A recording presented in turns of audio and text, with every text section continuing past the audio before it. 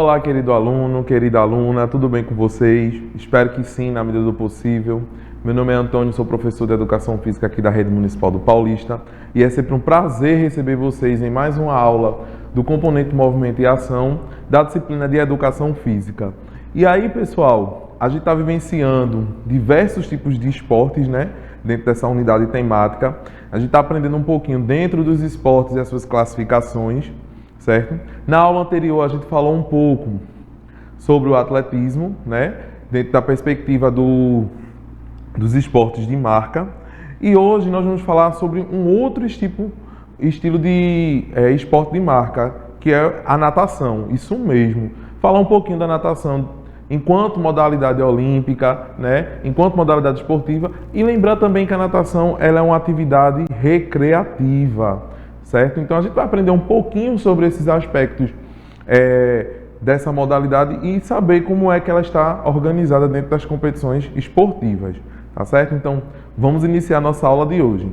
Começando pelo conceito do que é natação, né? Então, quando a gente fala da natação, a gente já lembra logo que é uma atividade no meio aquático. Então, a natação ela está presente tanto dentro das modalidades com piscina ou também em modalidades em céu aberto, como alguma modalidade que pode estar sendo trabalhada principalmente nas praias. Então, a natação é a capacidade do homem e de outros animais de se deslocarem através de movimentos efetuados no meio líquido, geralmente sem ajuda artificial. Quando a gente fala dessa questão sem ajuda artificial, são com movimentos próprios nossos. A gente vai tentar fazer sempre um movimento de equilíbrio ali dentro do meio aquático e realizar alguns movimentos que consiga favorecer uma locomoção sobre ele, certo? E por que ele diz o homem e outros animais?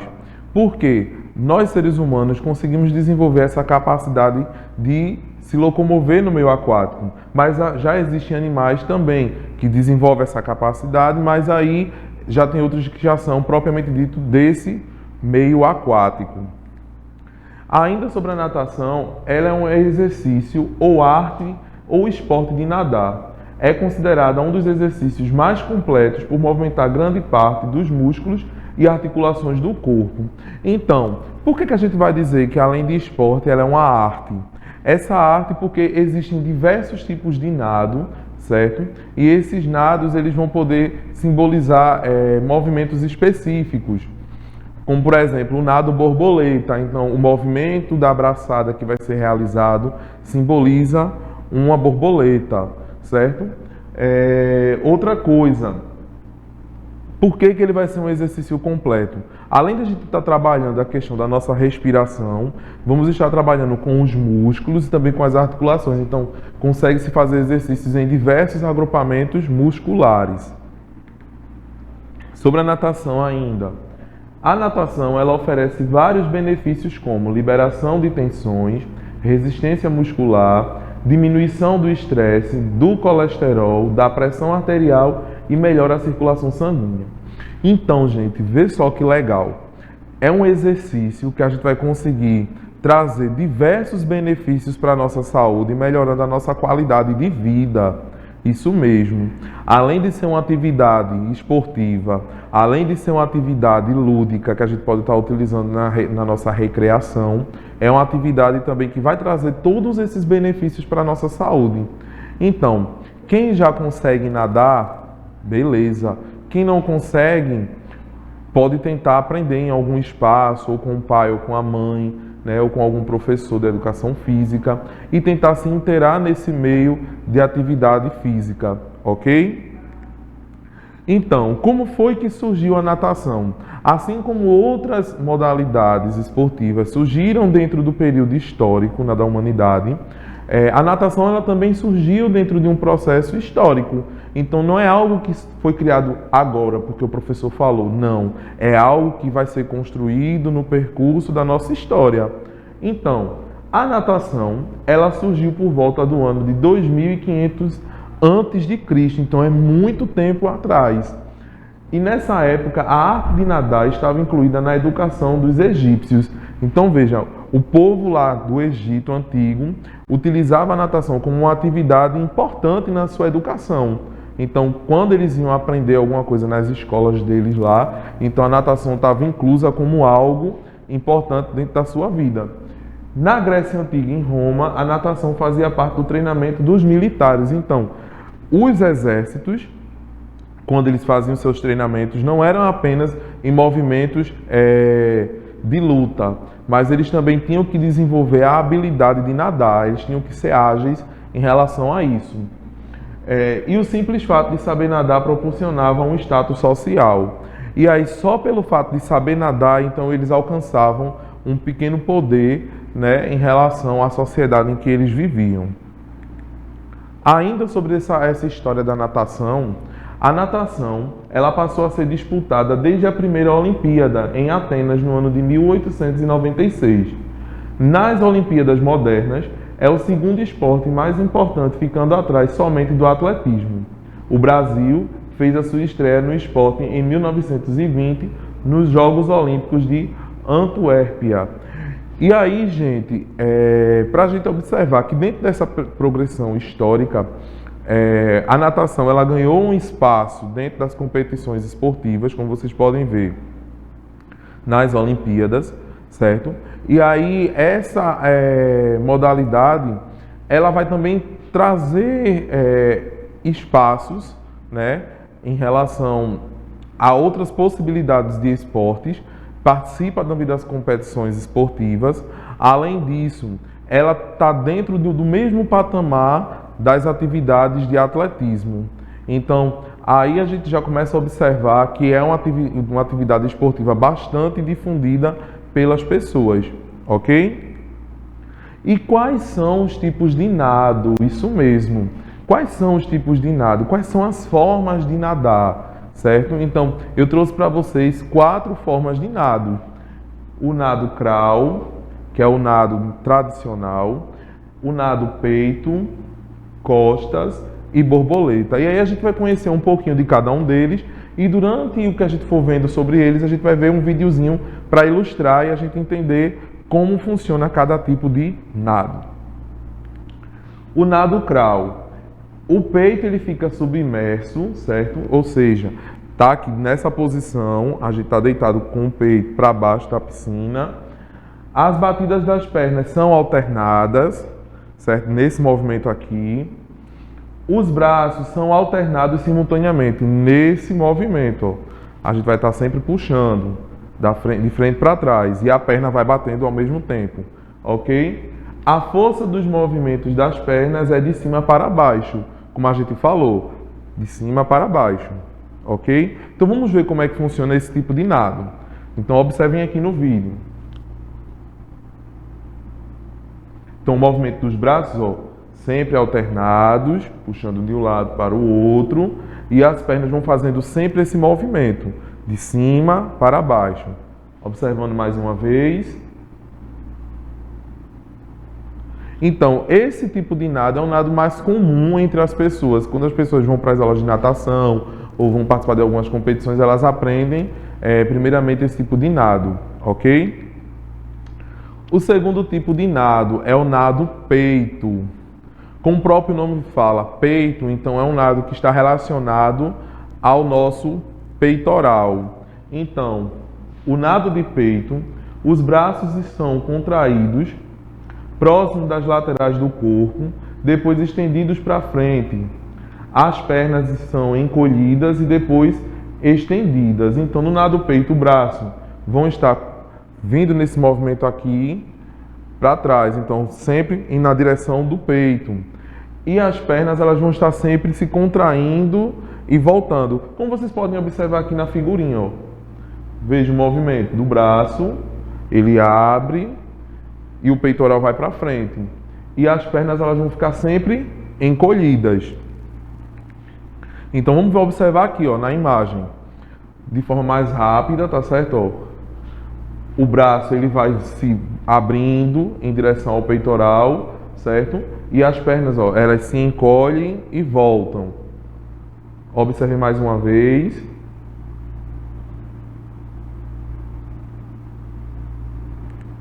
Então, o próximo tipo de nado é o nado de costas, certo? Então, como o próprio nome já diz, a gente vai apoiar sempre as nossas costas, ao contrário do primeiro tipo de nado, que era o crawl, que a gente coloca o peito para baixo da piscina. Agora a gente vai colocar as costas em direção à parte de baixo da piscina, certo? Então, no nado de costas, a barriga ela fica para cima, os movimentos dos braços e dos pés são semelhantes ao do nado crawl, sendo que a diferença e a origem da força é de cima para baixo. Então, lembra muito o primeiro tipo de nado, só que eu estou aqui, ó, com a barriga para cima. O meu braço ele não vai fazer isso, ele vai fazer o inverso, ele vai voltar, certo? E a batida das pernas continua a mesma, batendo de baixo para cima. Como vocês podem observar aqui na figurinha, tá vendo? Um braço, depois o outro, e as pernas sempre vão ficar batendo. E a gente vai estar sempre com as costas voltadas para o fundo da piscina. Então vamos observar aqui na imagem, ó, para ficar mais objetivo aqui para vocês. Estão vendo o movimento? Observe primeiro o movimento das pernas, olha, que ele é alternado. O movimento dos braços, também de forma alternada. E as costas, sempre para o fundo da piscina. Ok? E por fim, nós temos o nado borboleta. Isso mesmo, o nado borboleta. O nado borboleta, os braços vão estar como? Vão estar elevados simultaneamente para fora da água e levados para trás juntos. E as pernas ficam juntas para dar impulso. Então, no nado borboleta, vai estar fazendo esse movimento aqui, ó. Então, os braços de forma juntas. E as pernas vão estar fazendo sempre o movimento juntos para dar essa impulsão de subir e descer. Então, vamos observar como acontece esse tipo de nado no vídeo. Ó, o braço, como eu falei, as pernas juntas, ó, vamos observar de novo o braço, aqui ó, as perninhas juntas, certo? Para dar aquela impulsão para ele subir e descer. Então, para a gente entender por que borboleta, porque o movimento dos braços ele lembra muito o bater de uma asa, certo? Então, ganha-se sempre os nomes em relação à forma como vai ser realizado, certo? Como a gente viu, o nado costa está relacionado com as costas na direção da piscina, o nado peito em relação ao peito, em direção à vinda dos braços, o nado borboleta em relação ao formato da batida dos braços, formando como se fosse uma asa, ok? E quais são as provas relacionadas à natação? Então, a gente viu as formas de nadar, a gente viu a história da natação, nós vimos também o que significa a natação, entendendo que ela é um esporte de marca, né, porque aí a gente vai calcular a trajetória percorrida, o tempo percorrido, certo? Mas ela existe competições que estão inclusas dentro dos programas olímpicos e dentro dos programas das próprias federações.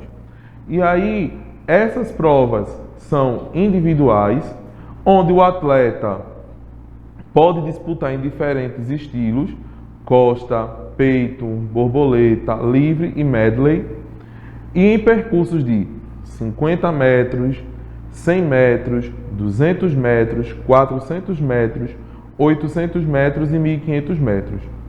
A prova de 800 metros é exclusivamente feminina e na de 1.500 metros apenas os homens competem. Então, existem provas masculinas e provas femininas em específico, como a gente citou agora, por também uma questão relacionada ao condicionamento de ambas as partes, tá certo? Ainda sobre as provas da natação, temos a prova também de revezamento, certo? Que é um revezamento livre. Há 4 nadadores na equipe, cada um nadando uma etapa, usando um estilo que desejar. No revezamento medley, 4 nadadores participam da equipe, cada um nadando em um estilo de nado diferente. Quando a gente fala dessa relação dos tipos de de competições, lembrar que a natação é uma prova individual, mas ela tem essa prova de revezamento que vai ser considerada uma prova coletiva, tá certo?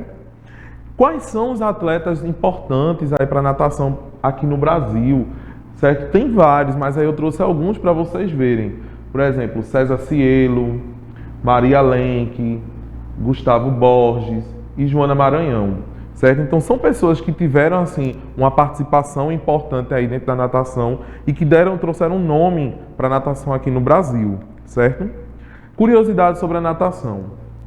No Brasil, o primeiro campeonato de natação foi promovido em 1898, no Rio de Janeiro, e a prova consistia na travessia de 1.500 metros entre a fortaleza de Villegaignon e a praia de Santa Luzia. O brasileiro César Cielo conquistou o ouro nos Jogos de Pequim em 2008 e trouxe bronze em Londres em 2012. Os atletas das primeiras edições dos Jogos Olímpicos nadavam em águas abertas, ao lado de patos e peixes, então eram realizados em ambientes abertos, em lagos, não eram nas piscinas como a gente observa hoje, certo? Ainda sobre essas curiosidades, a disputa da natação em piscinas olímpicas só teve início apenas nos Jogos Olímpicos de Londres, em 1908. A estreia olímpica das mulheres aconteceu em Estocolmo, em 1912, e os nadadores costumavam remover os pelos do corpo para diminuir o atrito com a água e ganhar velocidade. Então são curiosidades aí, né, em relação à natação, né, tanto brasileira ou a natação aí de forma geral no mundo, certo? E qual é o desafio da semana?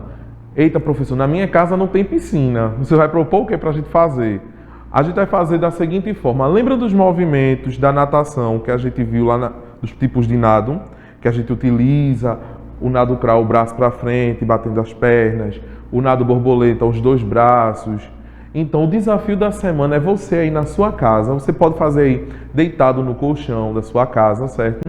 Tentar fazer algum desses movimentos dos braços, né? Representando algum tipo de nado aí que a gente viu na natação, tá bom? Então esse aí é o desafio que eu proponho para vocês, para ver se vocês lembram aí quais eram os movimentos que foram passados para vocês, tá certo? Como reflexão, eu trago para vocês a frase da semana. O preço da felicidade é o bem-estar consigo mesmo. Então, se você está de bem com a vida, consigo mesmo, então pode ter certeza que a felicidade está abundante aí na sua vida, tá certo, gente? Então eu espero que vocês tenham gostado da aula de hoje.